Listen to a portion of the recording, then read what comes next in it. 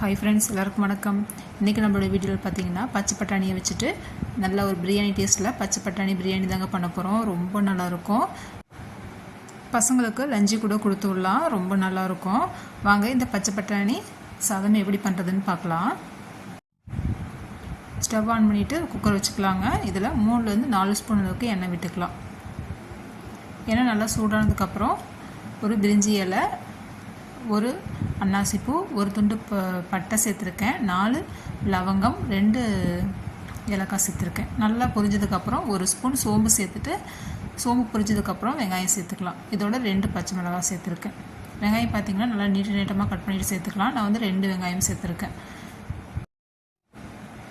வெங்காயம் சீக்கிரமாக வதங்கி வர்றதுக்கு கொஞ்சமாக உப்பு சேர்த்து வதக்கிக்கலாம். சீக்கிரமாக வதங்கி வந்துடும். வெங்காயம் நல்லா ஃபுல்லாக நல்லா கலர் மாதிரி வரணும். இந்த அளவுக்கு நல்லா வதங்கினதுக்கப்புறம் இஞ்சி பூண்டு பேஸ்ட்டு சேர்த்துக்கலாம். அப்போ தான் பார்த்திங்கன்னா சாதம் வந்து நல்லா டேஸ்ட்டாக இருக்கும். இந்தளவுக்கு வெங்காயம் வதங்கணும். 1 ஸ்பூன் அளவுக்கு இஞ்சி பூண்டு பேஸ்ட் சேர்த்துக்கலாம். சேர்த்துட்டு நல்லா வதக்கி விட்டுக்கலாம். இஞ்சி பூண்டோட பச்சை வாசனை போகணும்.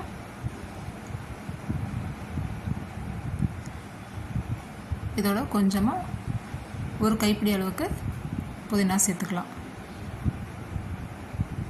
சேர்த்துட்டு இதையும் நல்லா வதக்கிக்கலாம். இப்போது புதினா சேர்த்து நல்லா வதக்கினதுக்கப்புறம் ஒரு 5 தக்காளி மிக்ஸி ஜாரில் சேர்த்துட்டு கட் பண்ணி சேர்த்துட்டு இது மாதிரி அரைச்சி ஊற்றிக்கலாம்.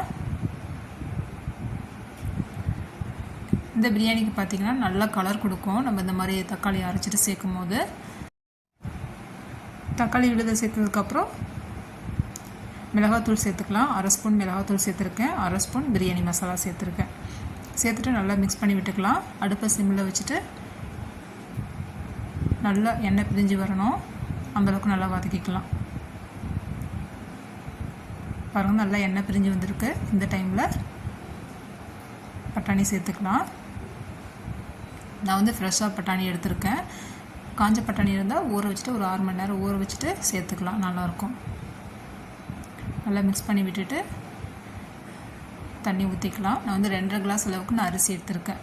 வீட்டில் செய்கிற சாதத்துக்கு எடுக்கிற அரிசியை நான் எடுத்திருக்கேன். 2.5 கிளாஸ் அளவுக்கு அரிசி எடுத்திருக்கேன். 2.5 கிளாஸ் அளவுக்கு அரிசி எடுத்தோம்னா 5 டம்ளர் அளவுக்கு தண்ணி ஊற்றிக்கலாம். தண்ணி ஊற்றிட்டு இந்த சாதத்துக்கு தேவையான அளவு உப்பு சேர்த்துக்கலாம். தண்ணி பார்த்திங்கன்னா நல்லா கொதிஞ்சு வரணும்.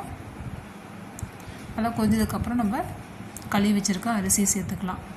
அரிசி சேர்த்ததுக்கப்புறமா உப்பு வந்துட்டு கரெக்டாக இருக்கா என்னென்னு பார்த்துட்டு உப்பு சேர்த்துக்கலாம். அந்த டைமில் நல்லா தண்ணி வந்து பார்த்திங்கன்னா நல்லா கொதிஞ்சதுக்கப்புறம் நம்ம மூடி போட்டு வச்சிடலாம். பாருங்கள், இந்தளவுக்கு கொதிஞ்சதுக்கப்புறம் குக்கர் மூடி போட்டு வச்சிடலாம். நான் வந்துட்டு பார்த்திங்கன்னா ஹை ஃப்ளேம்லேயே 3 விசில் விட்டு நான் எடுத்திருக்கேன்.